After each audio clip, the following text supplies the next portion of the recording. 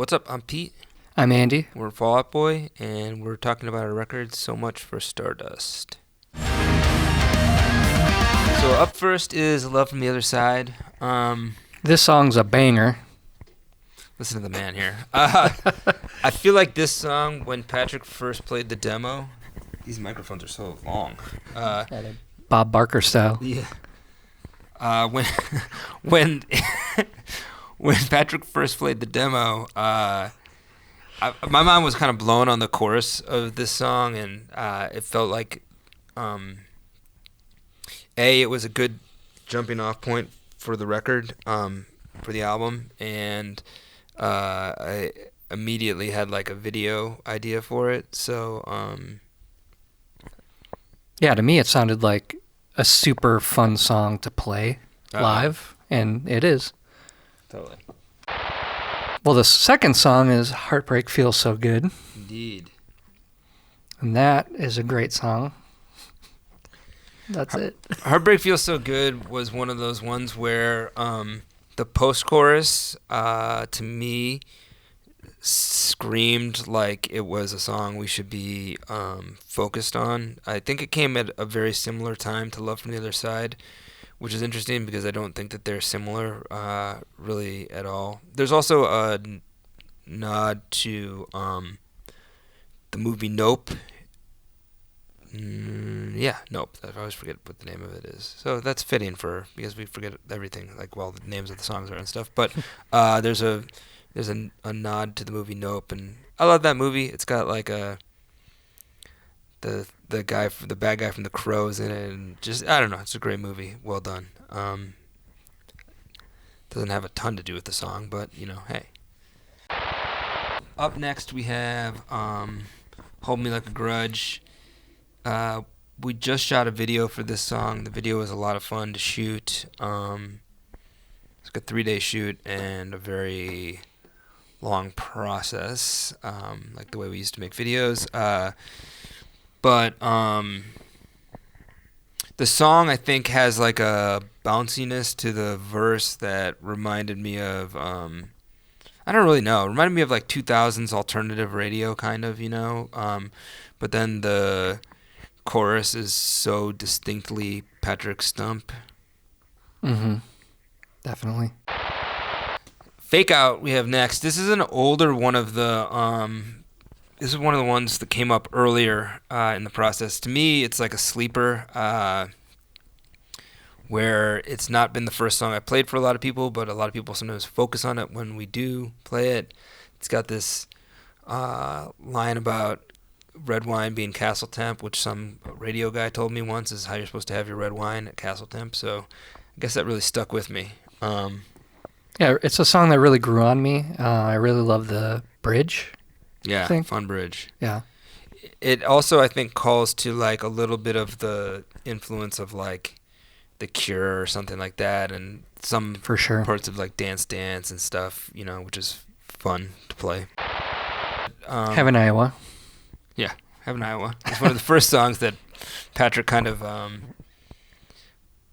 demoed, and there was like an epicness to the chorus. I think we came up with other songs after this that kind of didn't surpass it, but it was like the new puppy kind of thing. So I would be really interested to hear what people think about this song. This is actually my favorite song on the record. We're hearing from the people right now. Yeah, this is just was a fun song to do. There's a big like openness to the choruses and the verses as well. Definitely not a song we could have made 15 years ago or 20 years ago. So Good Right Now is a song that I heard, or like a chorus that I heard of Patrick's a while ago. And this is a song to me that is distinctly something that we could make. It's just got like a happiness, a lightness to the melody and to the chorus, but the lyrics have like a little bit of a bittersweet quality to them, which reminds me of some stuff off, Take This to Your Grave or something like that. Or it's dialectics. Dialectics. It's dialectical. Sounds happy, but then it's got lyrics that don't reflect that. This is a great word you just used here, man. I like that. Thank you. Up next, we have the Pink Seashell, which features Ethan Hawke. It's actually a speech that Ethan Hawke gave in Reality Bites. I was always really fond of the speech. I feel like it suits the nihilistic side of the record. He's awesome. He let us use it, which is really cool, and we put a new song bed underneath it. But yeah, I think a lot of times about one day everybody's not going to exist, and this song kind of reminds me of that.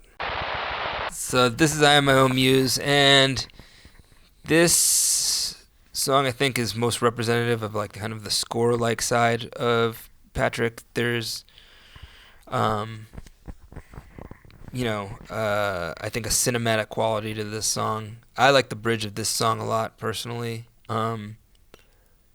Again, it reminds me of something that maybe we would have tried 20 years ago that would have come out a lot more sideways. We would have probably put too much stuff into it, and I think working with Neil Avron was awesome because he kind of was no, you should, if you just start with the best ingredients, you don't need so much sauce on top of it all to hide everything, and I think that that was one of the parts of him producing this that was really helpful for us. This one's called Flu Game, which is a notorious Michael Jordan game where he played when he was under the weather. Yep. Yeah. He was, as some might say, effortless. True. That's true. This song is all over the place to me. It reminds me of sometimes, I think coming off of Dance Dance and 16 Candles, we wanted to just refresh the palette completely, and we put out this song called Arms Race, which just seemed insane at the time, and this is reflective of that to me. It's a chaotic song, but still somehow Patrick sews it all together with the melodies and the way he kind of uses the phrasing of the lyrics, and I think your drums are great on this song. Thank you. This was a really, really fun song to record. It's got a kind of Lou Reed-ish, beat that I think is very fun. The next one is called Baby Annihilation. We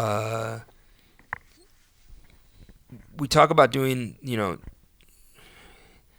have to be careful about how you use throwback qualities, I think that there's things that people, want their favorite bands and artists to do that don't always make sense, and the record needs to have a flow to it. I think it did make sense to have a spoken word part. I was really excited to do it for this record. I think people were like the title's so crazy, and I'll give a little insight into the title. Was that for a long time we were just titling it A Little Annihilation, so it just got changed to Baby Annihilation. So that's kind of where the title came from, and then yeah, it's just fun to do, a little jam kind of thing.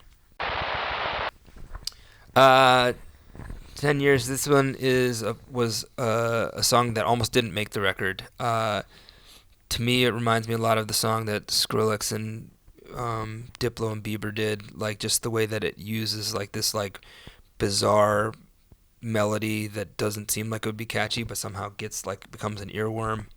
I like this song a lot. My